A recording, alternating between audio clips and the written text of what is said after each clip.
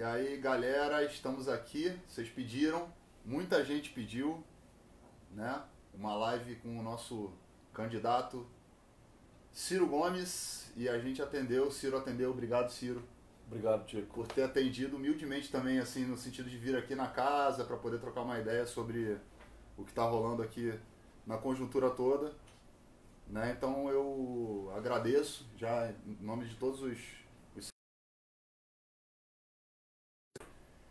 e essa disponibilidade toda também é muito legal porque mostra a acessibilidade que você dá para nós que estamos aqui procurando um caminho no meio dessa confusão que a gente está vivendo no Brasil, para poder seguir em frente e pacificar um pouco o Brasil, né? Porque a gente sente que está cada vez mais as pessoas mais passionais, mais extremistas, cada vez indo para um universo estranho. Então, eu te agradeço aqui em nome de todo mundo, de todos os seguidores e as seguidoras aqui da minha página.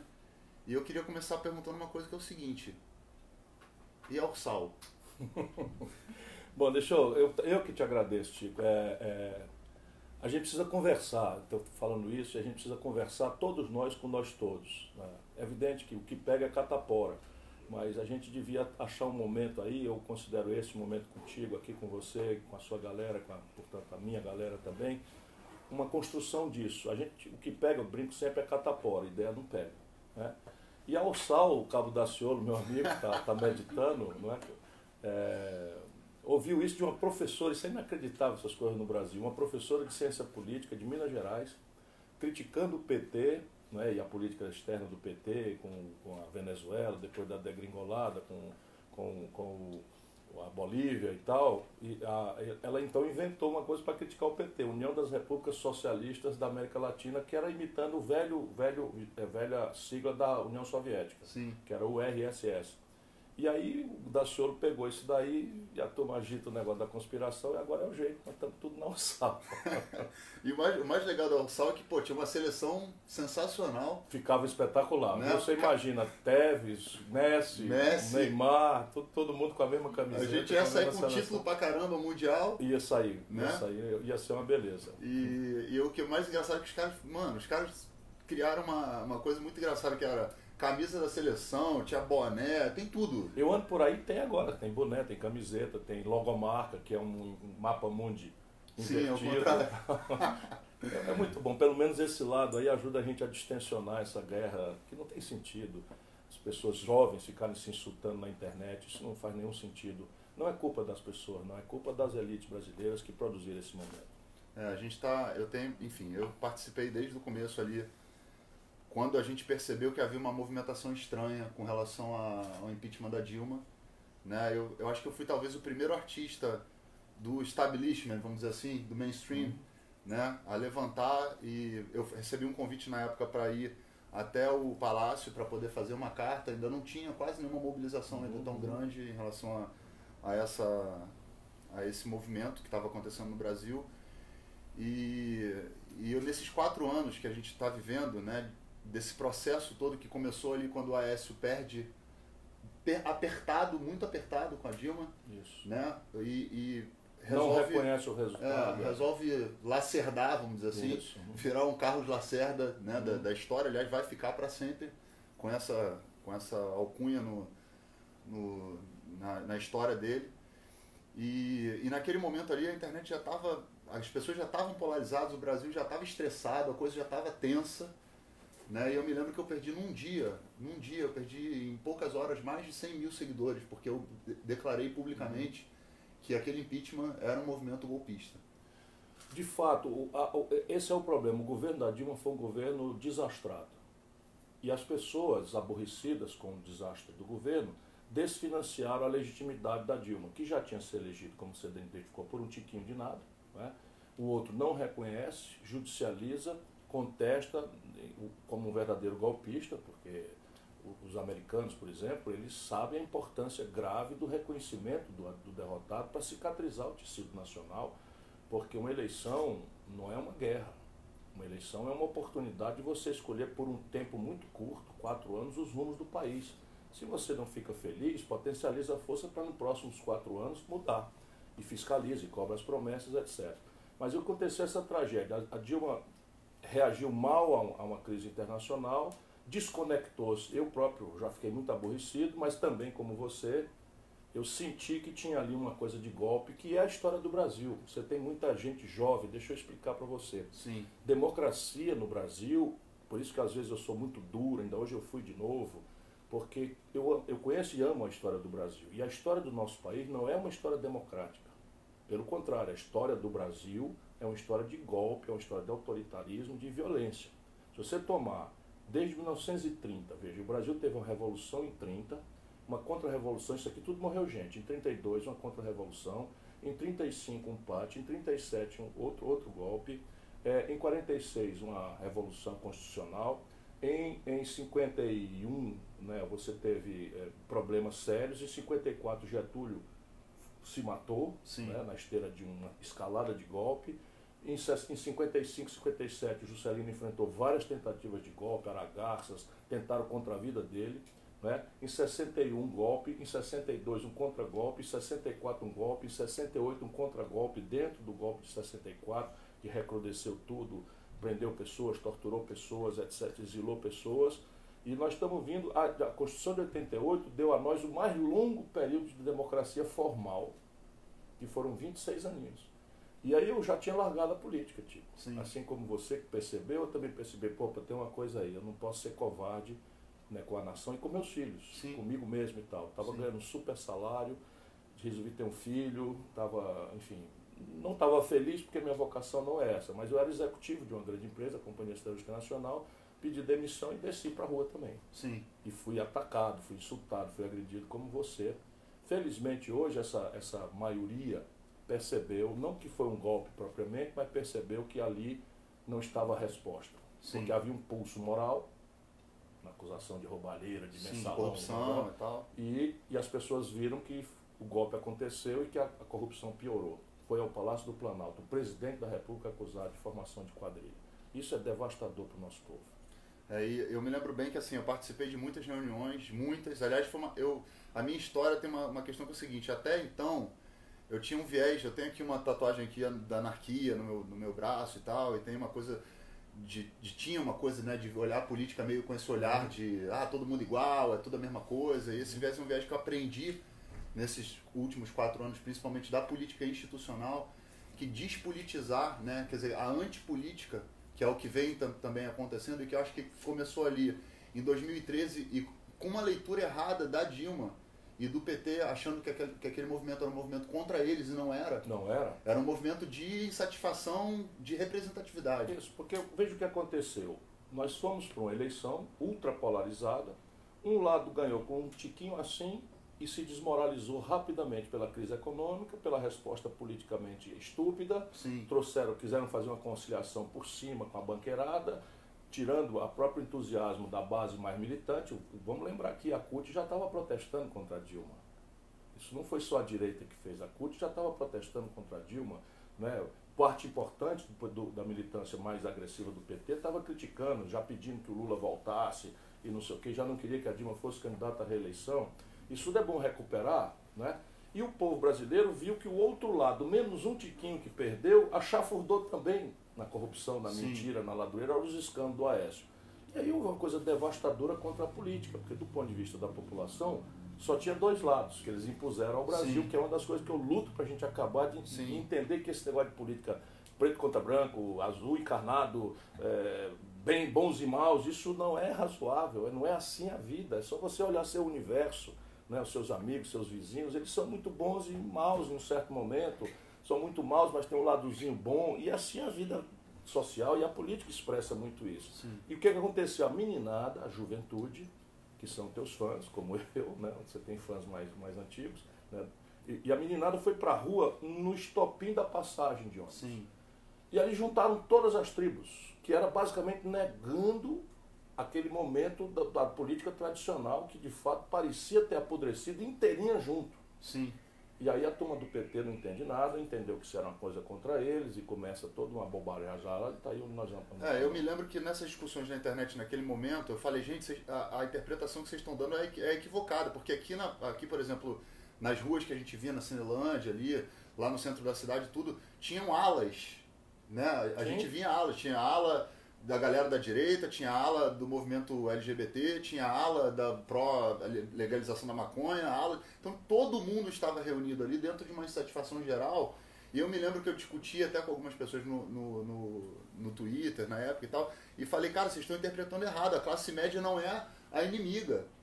Porque tem essa coisa de que existe uma dificuldade muito grande no Brasil em relação à consciência de classe, que é um assunto que eu queria também conversar contigo, porque eu acho que um dos grandes erros, né, o PT teve inúmeros acertos, isso é inegável, como teve também muitos erros que também são inegáveis.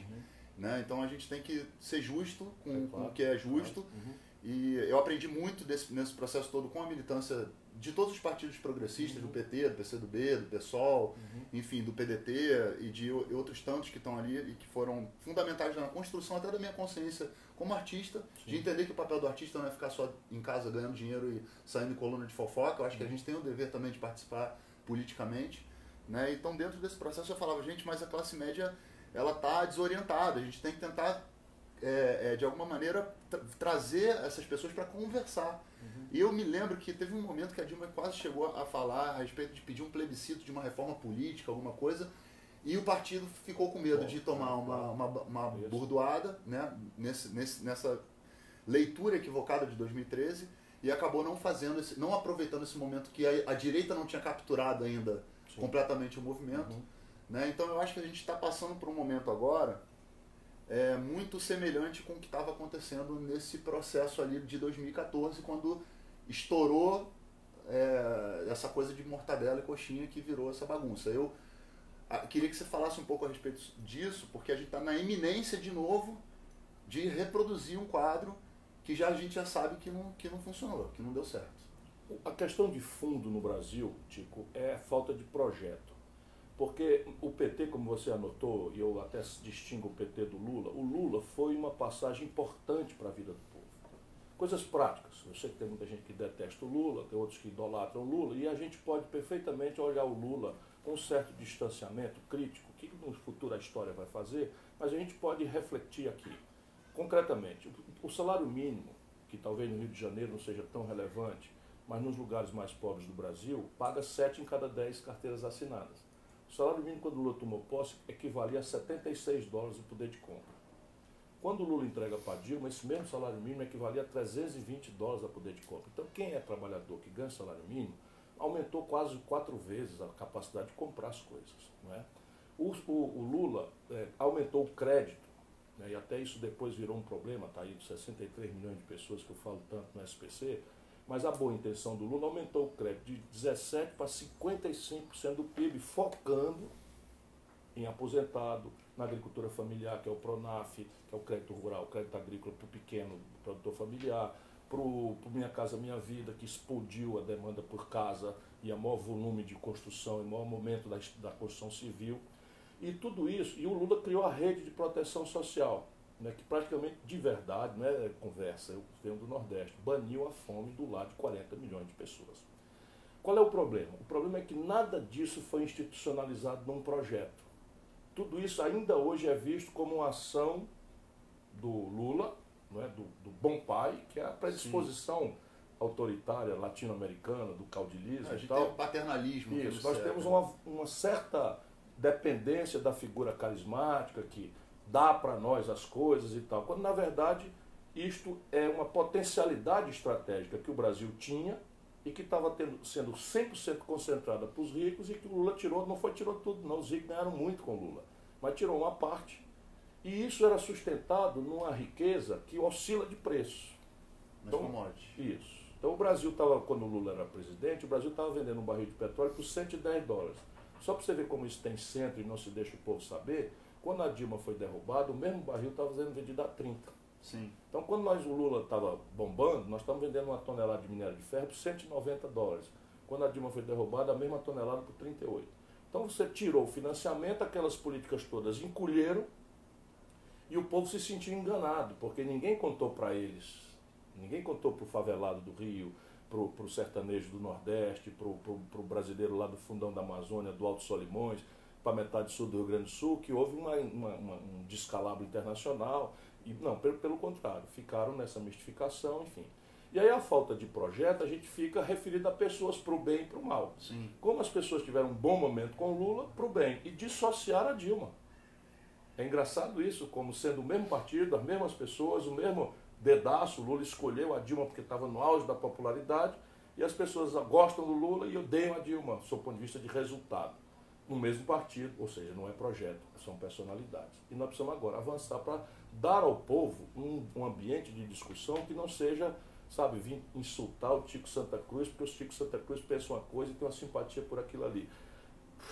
Isso é completamente, assim, é século XVIII, antecede as conquistas da Revolução Francesa, Sim. do Iluminismo, em que você estabelece uma relação pessoal respeitosa com quem pensa diferente de você e senta o pé, né, na defesa comovida da ideia, do projeto. Né? Se a gente faz isso, o Brasil vira uma página histórica e a gente pode, enfim, dar um argumento para sustentar a política na ideia e não no personalismo audiente. Sim, eu acho que nessa questão toda tem uma coisa que é engraçada, que é o seguinte: a gente parou de debater caminhos para o país, para um acusar o outro de comunista, o outro de socialista, o outro de... Boa parte desses babacas não sabe o que é comunista. Eu até queria falar sobre isso, porque tem muita gente que vê, quando a gente está falando de um projeto, por exemplo, de nacional desenvolvimento, e o cara vem e fala, não, mas o Ciro é comunista, vocês são socialistas de iPhone, e vira uma confusão de conceito que a gente perde mais tempo explicando do que avançando no que é de fato importante. Mas aí eu te explico, o fascista ele precisa criar categorias que psicologicamente são inferiores à personalidade vazia deles. Isso tem a ver, eu te falava antes de começar a entrevista, tem a ver com falta de amor em casa. As famílias estão muito destruídas, as pessoas não se abraçam, não se beijam, os pais não têm tempo mais para nada, quem educa os filhos hoje é a televisão, enfim, está uma exacerbação e as pessoas são estressadas por um consumo, um padrão de consumo que elas não têm renda, nunca têm. Porque na hora que elas adquirem uma melhoria na renda, o padrão de consumo que ela toma conhecimento já é outro, já ela percebe, o barão brasileiro é triste também, porque ele quer um carro de esporte, depois quer uma lancha, depois quer um helicóptero, quer um jatinho, depois quer um jatinho que atravessa o oceano, e depois é frustrado porque não consegue visitar o planeta Marte, porque o dinheiro não compra isso e tal. E isso tudo é a base dessa desagregação da humanidade, da infelicidade coletiva que a humanidade está fazendo, da destruição da Terra. Todos os males vêm dessa prepotência consumista imposta pelo capitalismo turbinado aí pela propaganda e tal. Diante disso, as categorias são desenvolvidas para você não se sentir o merda que você se sente diariamente.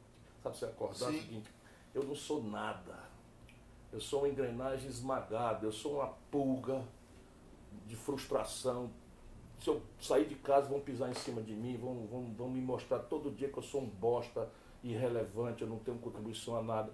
Aí aquilo vai sufocando, você precisa criar categorias inferiores, são os gays, são os negros, são as mulheres, são os ciganos lá na Europa, são qualquer coisa, você vai criando categorias para você que é um bosta se sentir alguma coisa pouco mais do que pode traque, entendeu? Sim. E de um lado a gente tem que enfrentar isso, porque essa audácia traduzida na política quer o poder.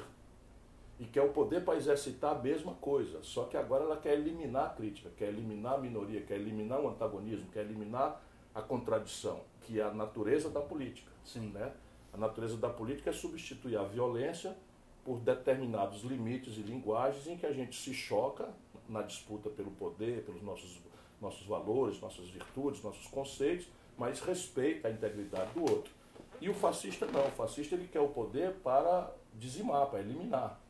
E isso então tem que ser enfrentado com muita dureza. Mas ao mesmo tempo, se for possível essa contradição, é preciso ter esse olhar paternal, especialmente quando isso é entre os jovens. Eu sempre penso nisso, porque eles são vítimas. Então eu brinco.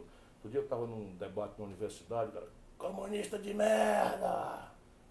Eu sentia que sou não, meu irmão. Falei, sou não, meu irmão, quer um beijo, vem aqui que eu te abraço. Não, e ainda que fosse, isso também, dentro do espectro político, ele existe. É claro, mas hoje está tão desmoralizado que talvez fora da Coreia do Norte ninguém mais defende a ideia de propriedade estatal de 100% dos meios de produção. Isso é que é comunismo. Comunismo sim, é um palavrão. sim. Comunismo não é um insulto. Comunismo não tem nada a ver com sexualidade. Comunismo não tem nada a ver com cor da pele. Comunismo não tem nada a ver... Comunismo é uma concepção de economia política que imagina que na origem o ser humano não tinha propriedade. Sim. E que todo mundo era migrante, a gente pegava da natureza apenas o necessário para comer, não tinha lógica de acumulação. E as pessoas acham que modernamente talvez devêssemos voltar a essa ideia, né, fabiana, né, de tirar da natureza só o que precisamos para o dia, não precisar acumular, não ter divisão de trabalho, não ter acumulação de classes em que um é muito rico explorando o trabalho do outro. Isso é um conjunto de ideias muito generoso. Quando Sim. foi virar prática, deram-se grandes contradições. Praticamente em todos os lugares aconteceram genocídios. E com o processo de acumulação da humanidade, isso foi sendo abandonado. Hoje não há mais nenhuma nação do mundo, fora a Coreia do Norte, por uma razão também muito peculiar, que eles estão ali numa guerra. A guerra de 56, de 50, 40, não acabou. Nunca fizeram um tratado. Então estão ali com a China de um lado, a Coreia do Sul como um elemento de aliança com os americanos, e sufocando a Coreia do Norte. Eles se refugiaram nisso para ter a proteção da China. É como se fosse o Uruguai em relação ao Brasil. Sim. Fora daí ninguém mais defende isso. Ninguém mais defende. Eles costumam sempre usar os argumentos básicos, né? Vai para Cuba, vai para Venezuela, vai para Cuba há Coreia. muito tempo já introduziu uma economia mista e está evoluindo. Acabou de fazer um processo extraordinariamente democrático de pôr a plebiscito com a nova Constituição. É evidente que eles têm ainda resquícios, né? A China tem um partido único e tal. Definitivamente não é o caso, por exemplo, da Venezuela. A Venezuela é muito mais uma situação de baderna do que de comunismo. Pura bobagem chamar a Venezuela de comunista.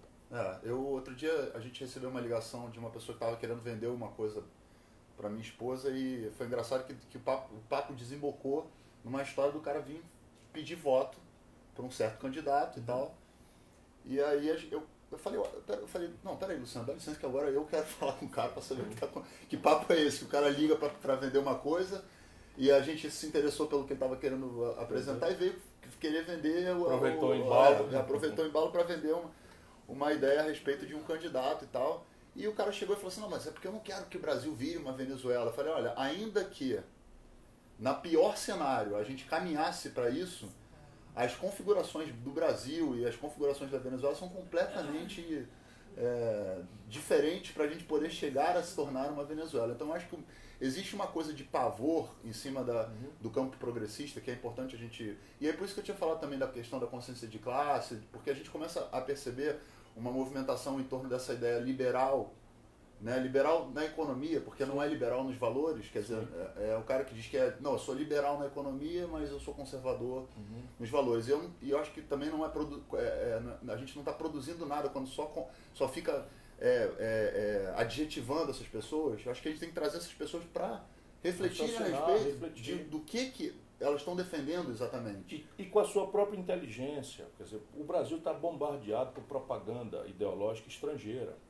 Há um interesse grave no mundo que é o que guia as relações internacionais. Não duvide disso, é petróleo, sabe? É biodiversidade, é água. E o Brasil vai virando todo dia na percepção global um país que tem medalha de ouro, de prata ou de bronze, todas essas riquezas físicas, minerais, petróleo. As pessoas às vezes pensam que a gente é paranoico, mas não, isso é concreto.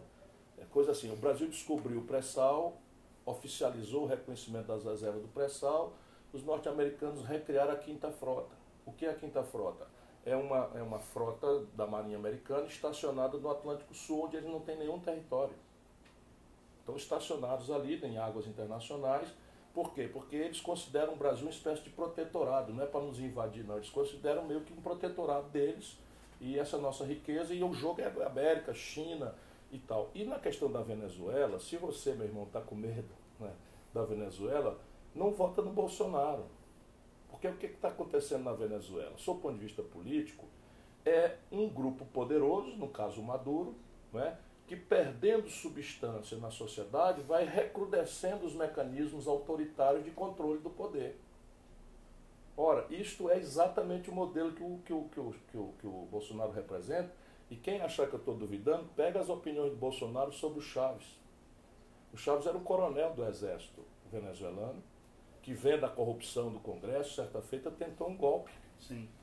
Não funcionou, foi preso, depois foi anistiado. Eu conheci o Chaves pessoalmente, de perto, conversamos muito. Ele disse para mim, naturalmente, querendo me homenagear, que o livro que influenciava ele naquela data era um livro que eu escrevi com Roberto Mangabeira Unger. E o Chaves é um nacionalista, um patriota de verdade, é um cara que tem sentimento real de solidariedade aos mais pobres, e acabou. Sim. Não tinha concepção. E qual é o problema econômico da Venezuela? Petróleo. Eles não são o Brasil, eles não têm basicamente indústria Eles nenhuma. só têm petróleo. Só tem petróleo. Então o petróleo bomba o preço, que nem nós aqui. Eles passam bem, obrigado. O Chaves foi popular, ganhou todas as eleições, ganhou todos os plebiscitos. O petróleo despencou, pegou o Maduro sem o charme, sem o carisma, sem os valores do Chaves e se aguentou, porque viu o que aconteceu com a Dilma, resolveu recrudescer, cooptou as Forças Armadas, tem o controle das Forças Armadas e exercita o poder cada vez mais de forma autoritária, sem a construção dos consensos necessários para a democracia. Isso é uma bomba, é uma guerra civil que está se germinando na contiguidade do território brasileiro. E o papel do Brasil não é tomar lado nesse negócio, é entrar ali para mediar, para desarmar essa bomba. Porque o que está acontecendo, na medida em que o Brasil, depois do golpe, se alinhou à política estúpida dos norte-americanos de isolar a Venezuela, os venezuelanos estão se escorando nos russos e chineses, aqui do nosso lado. Sim. E os americanos pegaram a Colômbia e convidaram para a OTAN. Então é um joguinho de war que, enquanto a gente aqui não cuida disso, nós estamos trazendo um grande conflito internacional potencial, que não precisa ser necessariamente guerra, mas é um conflito de espionagem, de destruição de institucionalidade, de propaganda negativa, etc., etc., para a nossa iminência. Sim. Por erro e falta de concepção. No caso nosso do Brasil, definitivamente o caso não é esse. O Brasil tem uma sociedade civil que a Venezuela não tem. O Brasil tem uma estrutura universitária que a Venezuela não tem. O Brasil tem um pensamento acadêmico. O Brasil tem uma elite no sentido sociológico do termo, ainda que parte dela seja muito escrota e egoísta, né? O Brasil tem um lado importante de uma elite que tem, vamos dizer, influência no desenho de um modo de convivência que nós precisamos apenas dar isso conteúdo programático. Eu me lembro naquelas... Acho que tem um pouquinho. Obrigado. Eu me lembro que a gente debatia a respeito dessa questão. Eu tenho uma sensação, às vezes, de que essas pessoas que se desencantaram com o Brasil olham para o Brasil e falam: o Brasil não tem jeito, a gente tem que privatizar tudo mesmo, e tem que entregar tudo mesmo, e criam essa imagem de que o Estado é o Estado que vai dominar as coisas e tal. Eu acho que assim, falta um pouco, óbvio, de um debate mais razoável entre as pessoas em relação a isso. E falta também pensar que o Brasil tem todas essas riquezas, tem a água, né, do aquífero Guarani, de toda uma situação que a próxima guerra vai ser uma guerra certamente por conta da água, não mais por causa do petróleo. Né? Nós temos essa capacidade, né, hídrica maravilhosa, e as pessoas não conseguem juntar os pontos de que há de fato um interesse internacional em ter controle sobre o nosso petróleo, sobre a nossa água, sobre a nossa Amazônia. Biodiversidade. Exatamente. Então, quando vem um candidato que se diz... Eu vou evitar falar o nome porque eu não gosto de aquele que não se deve mencionar o nome. Aqueles que não mencionamos, que tem um filme, né? Que é o filme do A Harry Vila. Potter. Então, que traz essa ideia de patriotismo, mas querendo pegar tudo que é nosso e entregar para o mercado exterior, como se a gente não tivesse. E aí eu entendo a população, porque o Brasil, ao longo de todos esses anos, passando por muitas conjunturas e muitas turbulências, ficou com a impressão de que a gente não tem capacidade de gerir as nossas riquezas, e já que a gente não tem capacidade de gerir, a gente tem que entregar essas riquezas para alguém gerir melhor do que a gente. Isso é uma estupidez, e a gente pode demonstrar essa estupidez olhando para a nossa própria história ou olhando para a história da humanidade contemporânea a nós. Olhando para a nossa própria história. Entre 1950 e 1980, eu nasci em 57, tenho 60 anos, portanto é ontem, do ponto de vista de tempo histórico, né, você conta século, estou falando de ontem. Sim. Entre 1950 e 80, o Brasil, nosso povo, com o mesmo céu, o mesmo chão, mesmas contradições dessa gente linda, né, que é uma exuberância cultural que o mundo inteiro fica aparvalhado, quantas expressões de cultura da identidade brasileira nós somos capazes de comover o planeta Terra. Pois bem, Entre 50 e 80, esse país, o nosso país, foi o país que mais sofisticadamente cresceu no planeta Terra. Nós não tinha rival, não tinha Estados Unidos, não tinha Inglaterra, não tinha Alemanha, não tinha China, não tinha nada. O Brasil cresceu, é um capítulo de todos os compêndios de economia do mundo que se chamou de milagre brasileiro.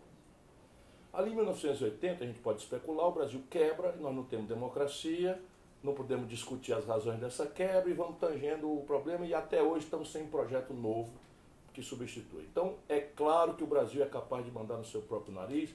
Não estou dizendo porque nós fomos medíocres, ou fomos razoáveis, ou fomos razoavelmente bem, não. O Brasil é o mais sofisticado experimento de desenvolvimento do capitalismo industrial moderno do mundo. Agora vamos perder o lugar para a China, né, e provavelmente para a Coreia. Mas ainda somos o vice-campeão. Já perdemos para a China.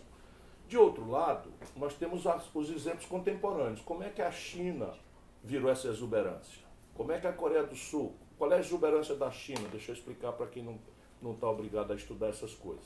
Em 1980, o produto industrial do Brasil era a soma do produto industrial da China. O produto industrial quer dizer um sintoma de modernidade econômica, progresso, né? Então, o Brasil era a soma da produção da China, da Coreia do Sul, da Malásia, de Singapura, do Vietnã. São os chamados tigres asiáticos. O Brasil dava neles tudo junto e ainda sobrava um tanto.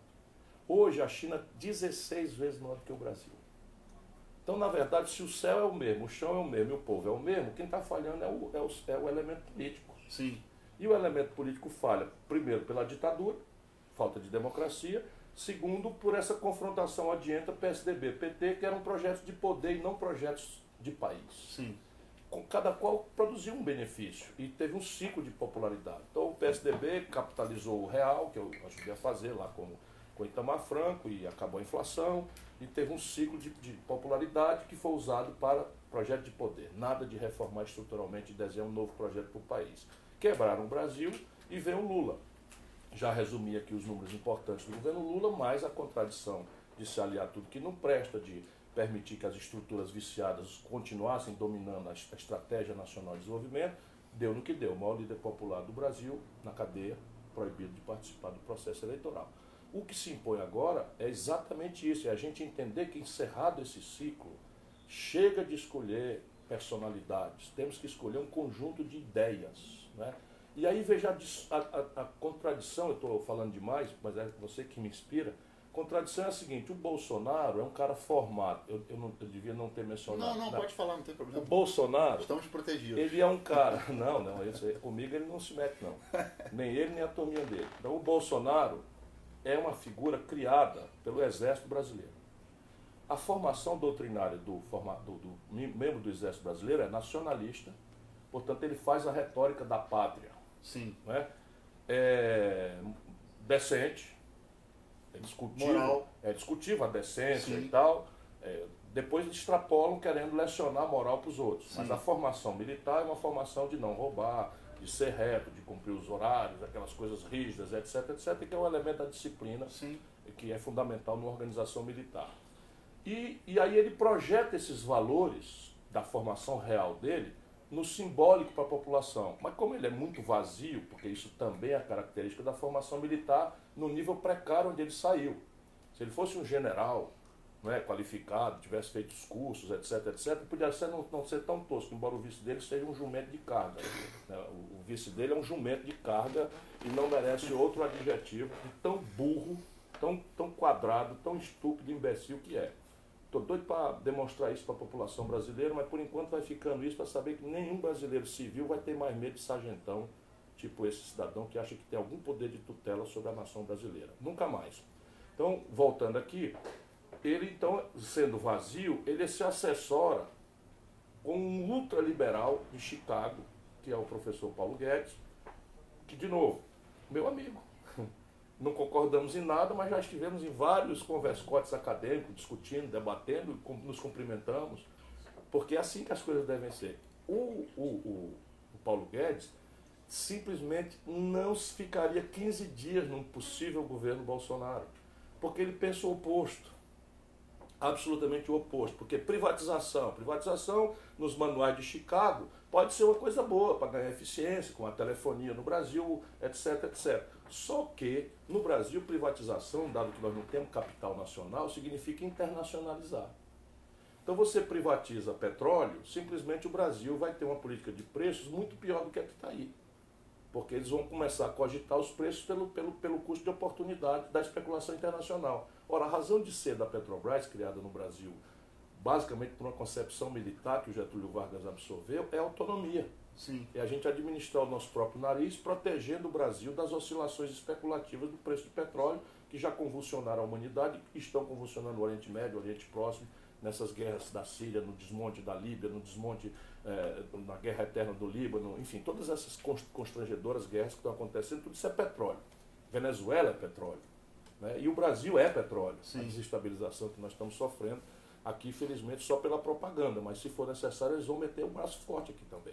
Eu acho que, assim, eu estou lendo aqui algumas coisas, queria passar para algumas pautas também, em relação principalmente às mulheres, né, que houve uma movimentação importante. Linda. Né, em um dia, mais ou menos, mais de 1 milhão, sei lá, mais de 600, 700 mil quase, mulheres, já passou de 1 milhão o grupo, né, que elas se reuniram para poder realmente se defender de determinadas posturas que estão se traduzindo de forma totalmente equivocada, até na forma mesmo de algumas mulheres entenderem que é um risco iminente.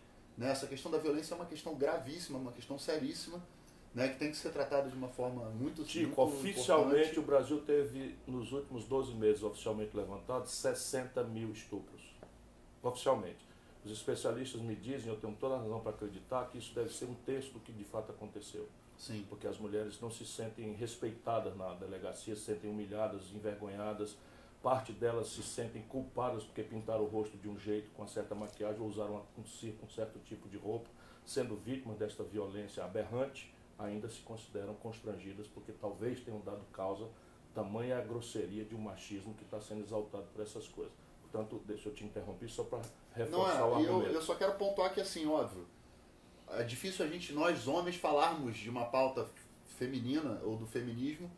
Eu acho que a gente precisa, obviamente, claro, precisaria ter aqui representantes femininas para que a gente pudesse desenvolver isso de uma forma importante, mas aqui no chat tem muita gente, muitas mulheres, muitas pessoas falando, tem uma série de pessoas fazendo um monte de perguntas. Eu vou tentar ver o que a gente pode tirar daqui de útil para o debate. Acho que essa pauta é uma pauta importante da gente levantar aqui a bola, não para a gente montar em cima do movimento, porque eu acho que não é preservar. Isso é delas, é uma movimentação importante delas, tem que ser resolvida por elas. Elas são as vão salvar o Brasil junto com os pobres. Exatamente. As mulheres e os pobres estão salvando o Brasil. Eu precisava fazer essa pontuação porque eu acho que a gente tem que falar dessa pauta, é importante. Claro. Né? Eu acho que a pauta da cultura também é uma pauta importante. Não foi muito debatida nos debates presidenciais, não se tocou. Há uma coisa que eu, por exemplo, tive que entrar inclusive com um processo que não precisaria, mas dentro da conjuntura que se criou dentro do Brasil, as pessoas acreditavam que eu estava contra o impeachment porque eu estava recebendo dinheiro da Lei Rouanet. Então eu queria dizer para as pessoas que infelizmente não fazem um trabalho de procurar da onde veio a Lei Rouanet, pelo menos para descobrir que ela nasceu do governo Collor.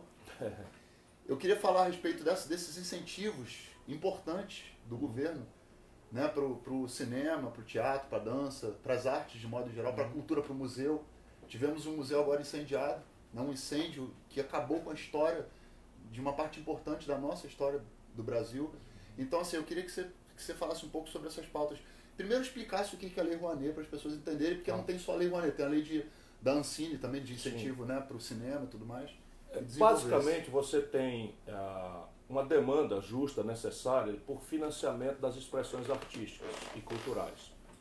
E há um sofrimento, uma humilhação dos produtores culturais, dos artistas, enfim, de todas as expressões da estética, por financiamento. Daí, lá na época do governo Collor, você tem razão, foi criada uma lei em que, ao invés de todo mundo ir para a fila do governo, me dá um dinheiro aí para ver se expressa culturalmente, se produz uma peça, se produz um filme, etc, etc, o Collor resolveu entregar isso à iniciativa privada, e a iniciativa privada usar uma parte do dinheiro de impostos que deve para o governo, para, ao invés de pagar para o governo, apoiar projetos culturais.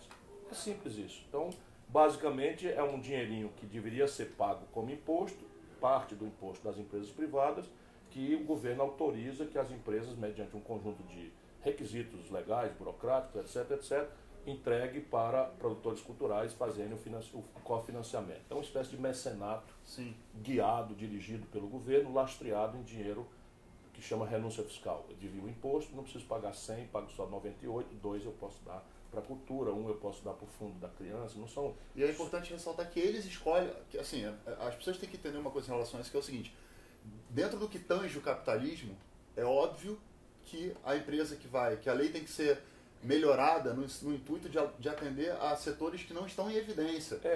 As expressões rebeldes à estética dominante, essas aí tem uma queixa justa. Mas dentro do que tange, né, o próprio capitalismo, que muitas vezes as pessoas defendem aleatoriamente sem entender a mecânica do capitalismo. O Unibanco, por exemplo, criou na fundação e abriu várias salas de cinema. Sim. Dele próprio, com dinheiro da renúncia fiscal dele próprio. Não é uma opção que é importante para a cultura. Salas de cinema estavam fechando e virando templos. Exatamente. Então, a importância do que eu quero dizer, na verdade, em relação a isso, é que é o seguinte: dentro dessa lei, e aí eu posso colocar para a lei do audiovisual, de modo geral, do teatro, do cinema, de tudo, que se criem mecanismos para que não se guie o capitalismo como ele é selvagem, de escolher entre, eu vou financiar quem?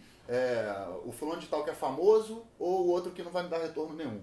Então as pessoas não conseguem compreender um princípio básico da própria regra que defendem. Falta de projeto está nisso. Então, assim... Estou te dizendo, o Paulo Guedes defende o fim dos subsídios. Subsídio é o seguinte: é botar dinheiro público para distorcer um preço. Então você tem hoje no Brasil esse fundão do agronegócio, a cúpula, é tudo Bolsonaro. Tudo Bolsonaro, porque o Bolsonaro vai dar arma para todo mundo, nós vamos matar a turma do MST, esse papo furado, essa lenga-lenga. Enquanto isso, a economia política do Bolsonaro está anunciando que vai acabar com o agronegócio no Brasil. Por quê? Porque o agronegócio no Brasil, por força política, porque é uma coisa correta, porque o país precisa, tem juros subsidiados. Então, um comerciante da Saara, onde eu visitei hoje no Rio, um comerciante de Brasília, um comerciante de São Paulo, paga 41% de juro por ano.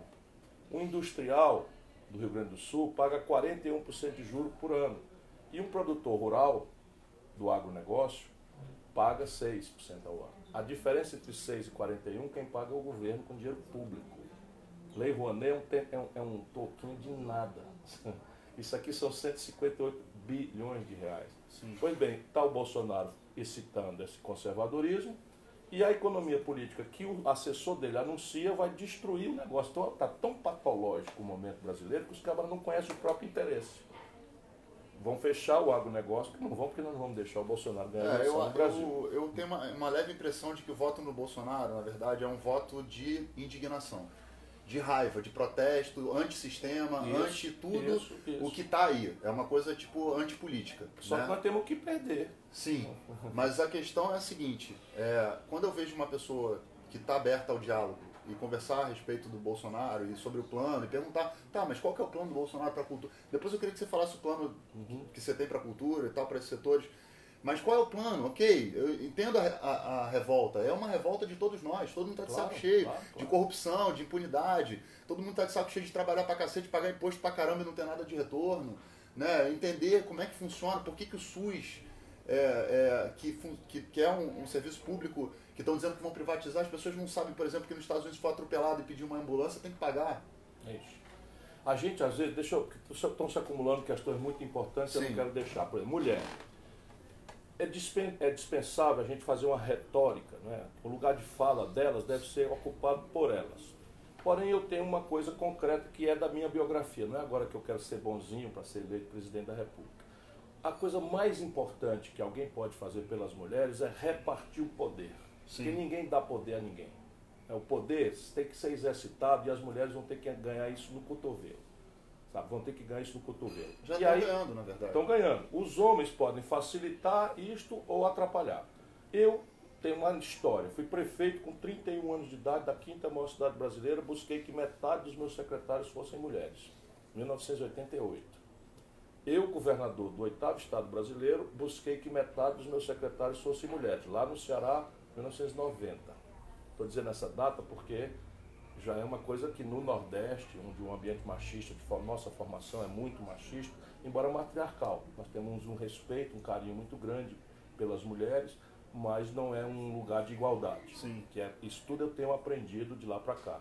E hoje eu tenho o compromisso de buscar a mesma coisa, de ser o presidente e repartir o poder e buscar que metade dos ministérios seja expressão do valor da mulher brasileira, que já está ganhando, vamos dizer, projeção em muitos lugares onde se deu a oportunidade para que elas fizessem. Não é na política. Elas são 52% da população e não tem nem 25% da representação na Câmara, apesar de você estabelecer cotas dos partidos e tal, porque poder é poder. Ou você conquista ou não vão lhe dar. Isso é uma coisa que eu tenho que dizer para a valorosa mulher brasileira e eu quero ajudar, quero facilitar, quero empoderá-las. A questão da cultura. Para mim, Tico, e de novo também é uma história de vida, a cultura tem uma centralidade mais grave do que qualquer outra dessas especializações do governo. E por quê? Porque cultura, para mim, não é a expressão estética, não é o mecenato que tem sua relevância. A cultura é onde basicamente se afirma a identidade nacional. Sim, sem dúvida. E dali extraem coisas muito práticas, por exemplo, o padrão de consumo. Aí, pô, estou devaneando, Não. Concretamente, o padrão de consumo hoje, que é exportado pelos norte-americanos para o planeta Terra e que está violentando a nossa identidade cultural no Brasil, é um padrão de consumo que vai matar o planeta. Porque o símbolo da felicidade aqui é o acesso ao consumo. Sim. E o consumo comunicado ao modo como os norte-americanos o produzem. Cinema, música, de tudo isso. Ali vem, né, as expressões. Então a gente, inconscientemente, a gente transitou a busca da felicidade de uma estética, de ouvir uma música do Detonautas e sentir aquela emoção, a abstração política, né, a insurgência revolucionária, o romantismo, a compaixão, o amor, né, o romantismo, que é uma coisa que para a minha geração foi muito importante. Tudo isso hoje foi ultrapassado e nós agora só seremos felizes se dermos conta de acessar um padrão de consumo que nos é informado globalmente, é a única coisa que está globalizada, e que nós jamais teremos renda para acessá-lo. Daí você entende o que está acontecendo com a meninada na favela. Sim. A meninada na favela toma conhecimento do smartphone, toma conhecimento do Tommy Hilfiger, toma conhecimento do tênis da Nike, toma conhecimento não sei de quê, corretamente deseja aquilo, seus pais e ele não têm renda para isso, e começa a angústia existencial até a extrapolação de começar pelo venial da pirataria, né? Não pagar os direitos de propriedade, os direitos dos produtores culturais, para acessar o bem que ele não tem dinheiro para isso, e depois descamba para a violência. Não tem erro, porque, de novo, é cultura. É na cultura, na afirmação da identidade cultural, que você adquire ou não a alteridade. A ideia de que relação eu tenho com o outro. É uma relação em que eu sou um universo fechado e o outro é o universo dele, e a gente se comunica pela internet para não ter contaminação, ou eu tenho a ver com a sorte dele, com a condição dele viver bem, porque eu me sinto mal se eu vivo bem e o meu outro vive mal. Tudo isso está destroçado pela cultura do consumismo. E o Brasil precisa fazer essa aposta de resgatar a identidade cultural nacional brasileira. Isso. Identidade, o que não quer dizer nenhum tipo de xenofobia. Sim, você faz um rock. A gente é antropofágico, a gente consegue pegar a cultura. A gente pode fazer um puta de um rock, né? Puta de um rock, mas tem que ter a batida. Tem que ter a nossa manha nisso aí. E tem que deixar nascer o funk, tem que deixar nascer as expressões mas assim, vamos lá, no Ceará era lindo na minha geração as jovens da universidade usarem uma sandália de couro de rabicho, feita de sola da vaca que morreu de tingui. Eu mesmo fiz isso, artesanato, para completar meu orçamento. Morava na pensão, meu pai pagava comida, casa e roupa lavada, mas não tinha dinheiro para o cigarro, para cachaça e tal, que eram hábitos que eu adquiri quando cheguei na capital e que meus pais não sabiam, e isso custava uma grana. Eu aprendi a fazer artesanato. Isso hoje em dia não é feio. É feio, porque bonito agora é uma madame carregar uma bolsa, né, Louis Vuitton, de 40 mil reais. E o que quer dizer isso? Quer dizer assim, ó, olha aí, imundiça, eu posso e tu não pode. esse aqui é o símbolo da minha distinção social. Antigamente era falar francês, né? era fazer balé, enfim, uma série de coisas distinguiam as pessoas. Agora é o elemento iconográfico do consumo. Sim. Né? E eu queria só te interromper para falar uma coisa, que uma vez eu tive uma reunião dentro lá junto com outros artistas e assim, eu participei muito pouco até dessa questão das discussões de cultura, porque eu sempre me detive mais a questão social, que era onde eu experimentei dentro da UFRJ quando eu fiz Ciências Sociais. A parte social me interessou mais e tal, mas eu me lembro de ter ido numa reunião do Ministério da Cultura, e que o Ministério da Cultura é um ministério que recebe, para as pessoas entenderem primeiro que cultura não é só aquilo que a gente gosta. Claro. Né? Tipo, o cara vê um funkeiro e vai falar mal porque ele acha que funk não é música, e ele, na concepção, cultura não está associada. Então, em primeiro lugar, deixar claro que não está associado com aquilo que a gente gosta. E veja, ai da humanidade se não fosse a transgressão cultural.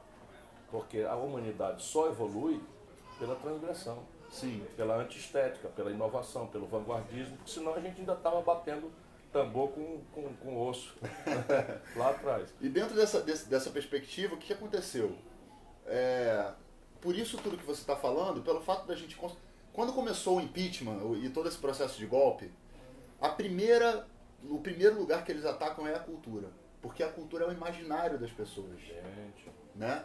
Então, os artistas viraram praticamente, dentro das redes sociais, para muita gente, viraram adversários, viraram inimigos. Porque conseguiram, dentro desse processo, transformar o artista, que é o imaginário do povo, em alguém que está mamando na teta do Estado através da Lei Rouanet, ou que está ganhando dinheiro fácil através disso ou daquilo, ou algum artista que se posiciona. Então, assim, a cultura, óbvio, ela é a identidade. Eu aprendi isso na escola, na época, né, que eu era moleque já, nos primeiros...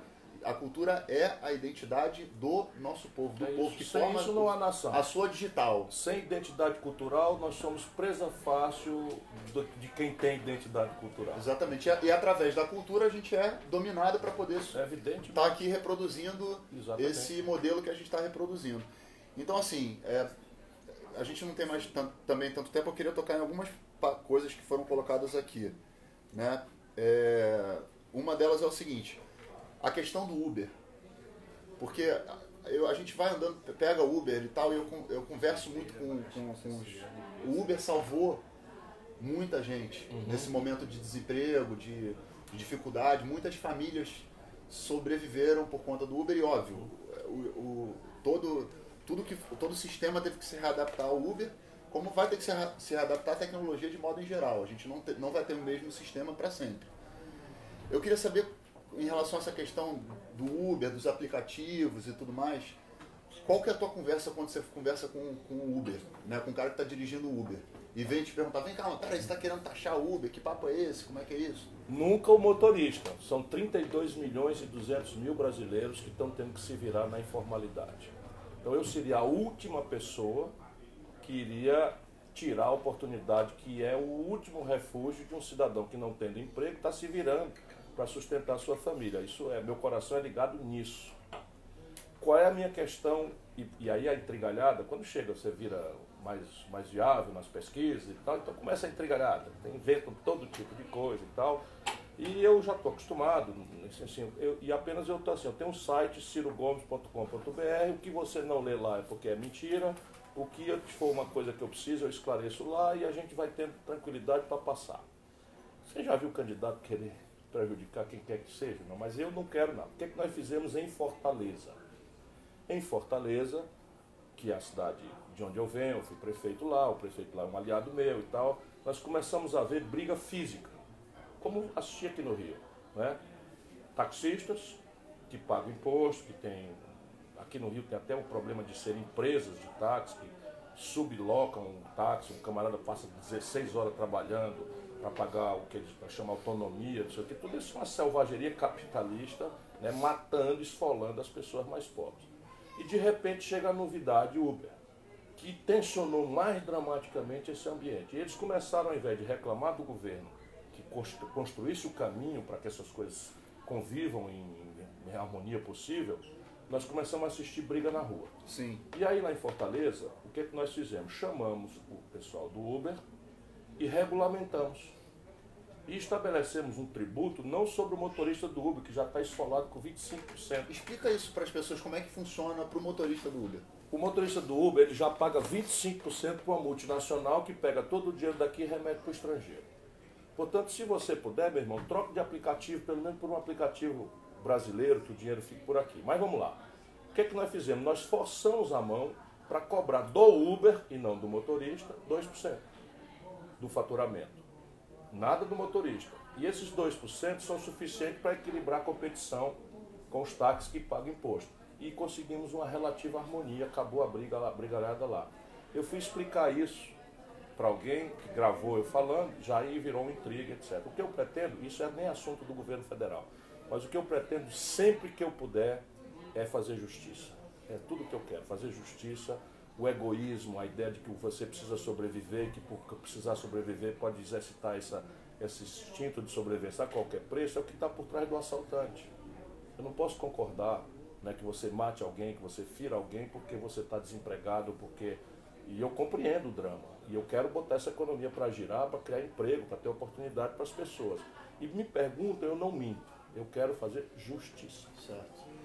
Tem milhões... Agora eu estou cansado de saber que não dá mais para ter datilógrafo no mundo, porque acabou a máquina de escrever, porque a tecnologia subiu. E a gente vai ter que se adaptar realmente a essas questões. Todo mundo tem que se adaptar. Tem muitos temas que estão vindo aqui. Aliás, eu queria agradecer, eu não sei... Vamos fazer outro um dia desse. Sim, eu não sei quantas mil pessoas já apareceram. A gente está com um fixo aqui de 15, 14 mil pessoas direto aqui, sem sair.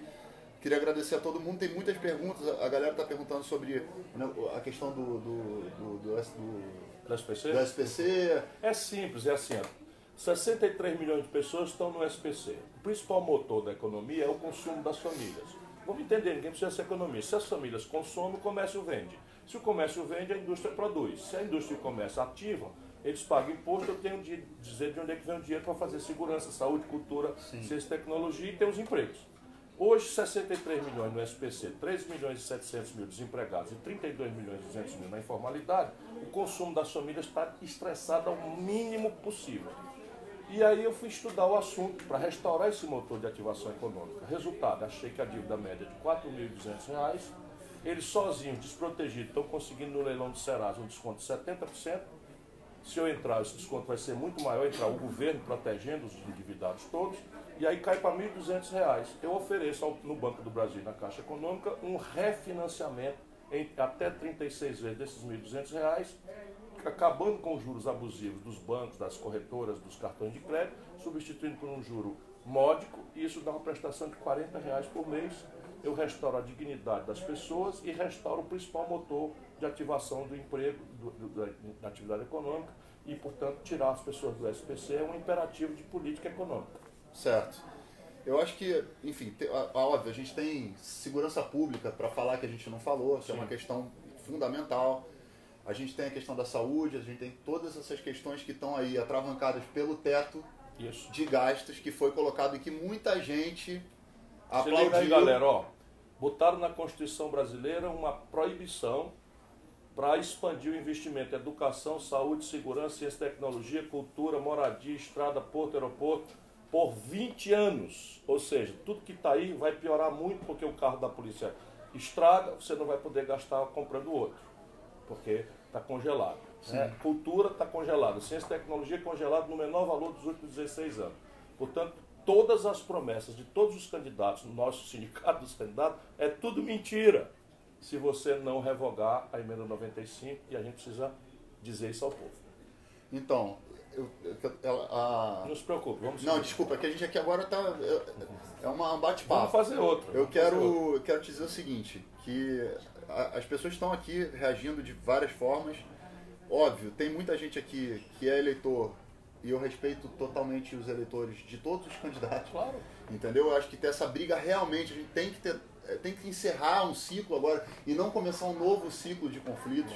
Eu tenho tentado pregar no bom sentido, no sentido de tentar fazer uma reflexão coletiva a respeito dessa questão na minha página, que é uma página que tem um grande alcance. Eu vejo que a sua candidatura é uma candidatura viável para tornar o Brasil um país não livre de conflitos, porque a gente nunca vai ser a terra encantada dos sonhos, né? A gente tem muitas contradições, muitos conflitos, a política é conflituosa.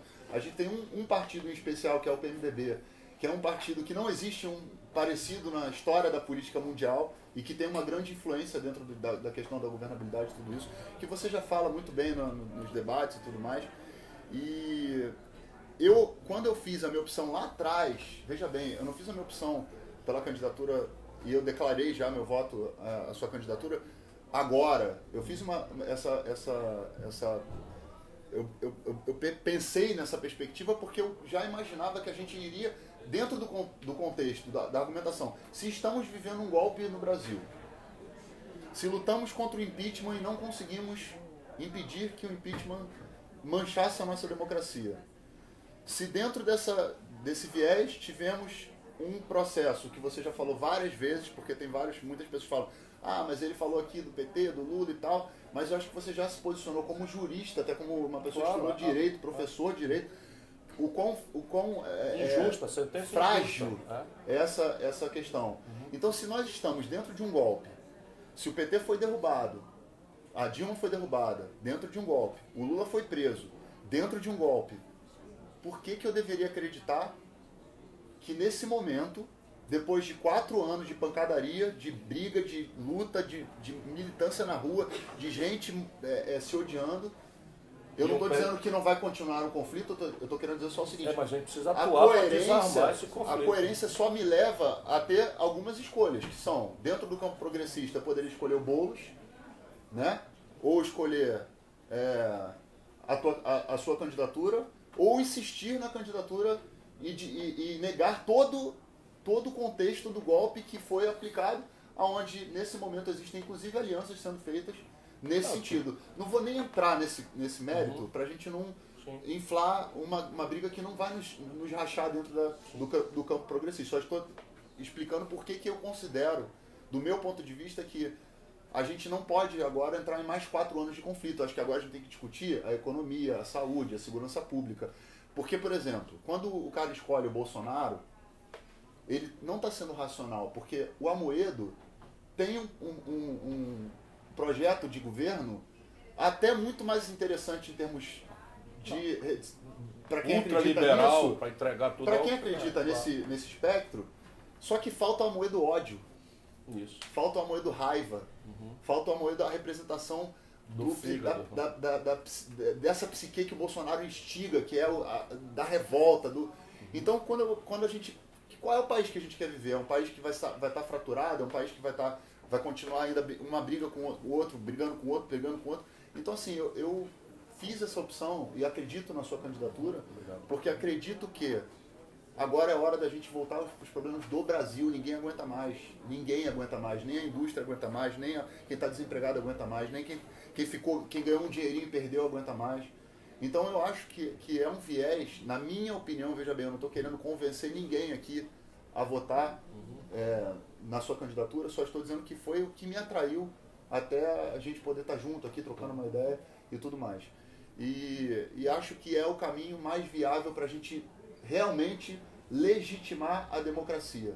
Porque se ela de fato foi golpeada, e foi, se houve um golpe e houve, é totalmente contraditório nesse momento eu não acusar que o caminho tem que ser um caminho que já não deu certo.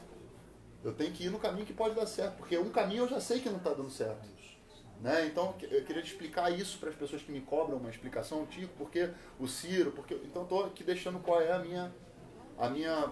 o meu objetivo dessa parceria. Eu não vou ganhar nenhum ministério, tá? Eu não vou ganhar Ministério da Cultura, eu não tenho nenhum favorecimento da Lei Rouanet, não vai chegar uma pasta de dinheiro na minha casa. Eu faço por isso porque eu acredito, né? Então eu quero agradecer muito a esse momento, né? Agradecer aqui aos anfitriões aqui da casa, a Marisa Leão e o Sérgio Rezende, que cederam aqui para a gente poder fazer essa live. E eu queria te convidar para cantar uma música. Vamos nessa, agora mesmo. Agora eu quero cantar. Então eu quero chamar uma pessoa. Então pode vir. Eu quero convidar uma pessoa que é o seguinte: o Renato é do Detonautas, mas o Renato não vai. Ele falou: eu não sei ainda em quem eu vou votar. Pode ser que eu vote no Haddad, pode ser que eu não vote no Ciro. Então o Renato falou pra mim, cara, eu vou participar, mas eu quero que se deixe essa posição clara, porque dentro do Detonautas há uma democracia também em todos os lugares, essa democracia. Né? Então eu queria chamar o Renato. Renato. Uma lição preciosa do meu velho pai. Meu filho, voto não se conta por nome, conta-se por número. Exato. E ele me ensinando por que eu ficava aborrecido, porque o fulano de tal, muito amigo nosso, não votava nele. Meu filho, fique calmo, voto a gente vota por número, não é por nome. É isso aí. Então assim, eu queria convidar o Renato para fazer essa canção. Renato, chega aí. Porque eu conversando, a gente tava conversando e eu falei, Ciro, qual música que você quer cantar? O que tu acha que tem a ver da gente cantar e tal? E aí o Ciro, Renato, meu amigo Renato Rocha, a gente falou, não, pô, tem Raul Seixas. Canta, eu tô falando de coisa que a gente canta porque tá na nossa área aqui. Eu sou fã, cara. Então, Raul Seixas, Lulu Santos, uma série de artistas que você... Não, vamos cantar. Eu falei, tá bom, vamos fazer o seguinte, vamos cantar uma do Lulu Santos. Grande Lulu. Caetano tá aí? Aí, cadeirinha pro Bota o Caetano. Caetano aqui, Opa, ó. peraí que o Caetano chegou aqui. Aí tá, vai virar a porta. Vou mudar de ramo. Tem um lugarzinho pra mim de Aí, ó. Mestre Caetano Veloso. Mestre Caetano Veloso. Ô rapaz! Caetano, deixa eu tirar um beijo aqui.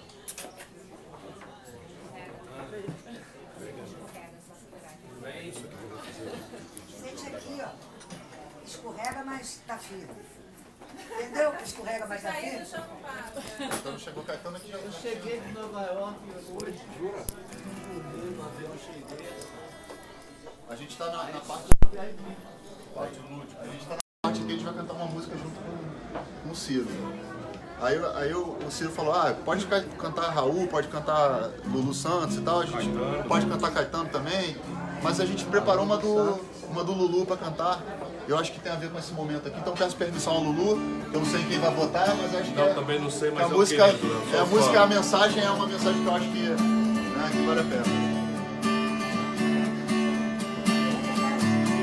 Eu vejo a vida melhor no futuro. Eu vejo isso por cima do muro de hipocrisia que insiste em nos rodear. Eu vejo a vida mais clara e farta, repleta de toda satisfação, que se tem direito do firmamento ao chão. Eu vejo um novo começo de era, de gente habilidades pra dizer mais sim do que não. Hoje o tempo voa, amor, escorre pelas mãos, mesmo sem se sentir. E não há tempo que volte, amor. Vamos viver tudo que há pra viver. Vamos nos permitir.